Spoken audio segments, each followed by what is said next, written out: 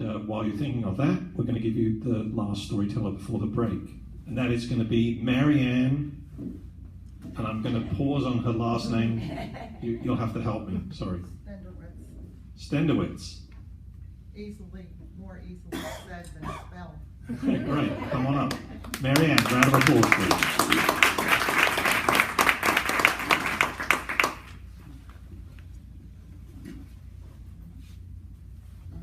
I'm MaryAnn. Actually, one of those boring accountants that was referred to earlier. My company sent me here, and my colleague Patty, they thought it would be a good networking thing. But I'm going to tell you a story. Short story, I do have a small business. I'm not going to tell you that story, but basically my small business is I flip houses. I say it's a female thing. We like to go shopping, so I'm having fun with it. But I'm going to get into the accounting thing. I'm going to tell you the story about a little girl who was maybe 4 years old, sat in the corner, very shy and very quiet. Relatives around the little girl told the mom, "You better do something with your daughter. She's quiet, she'll never amount to anything, something's wrong with her." When you tell that to a little child, it stays within the child, carries over into school. So the child goes to school, the child is quiet, is a wallflower, never in the popular group. Carries over into high school, same thing happens.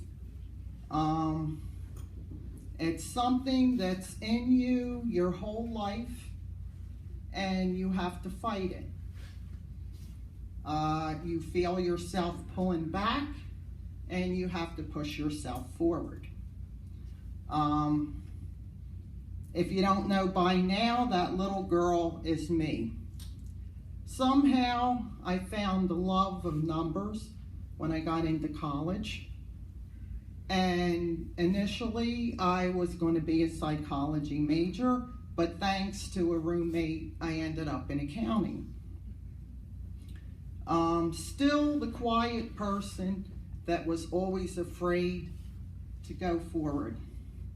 But fast forward, graduated, got a degree, ended up working. I work for H&R Block Advisors, which is a division of Block. We do business returns, but I'm not supposed to advertise that. But here's the little quiet kid sitting in the tax office, and now I got to tell you about the worst day of my life, my first tax return.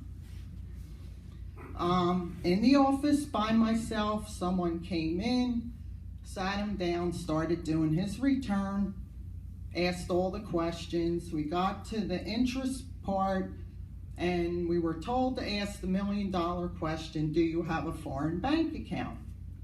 So I asked, he said yes, and I died and almost fell into the desk. Now, I knew we didn't have the forms. At that time, we used to do them by hand. We didn't have computers, but I played the game.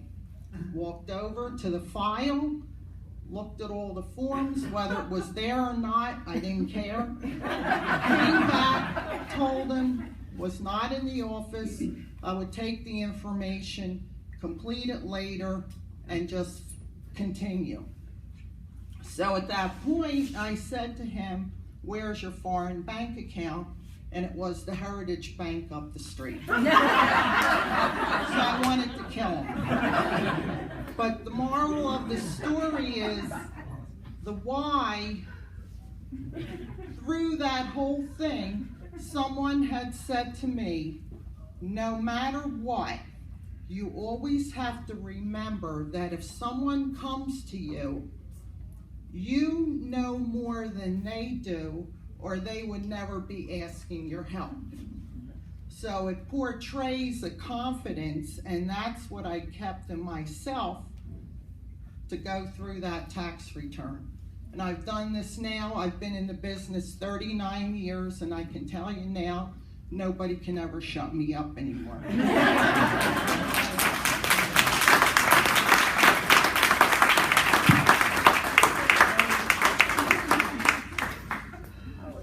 Well, not to bias the judges, but my comment is that MaryAnn's already the funniest accountant I've ever met.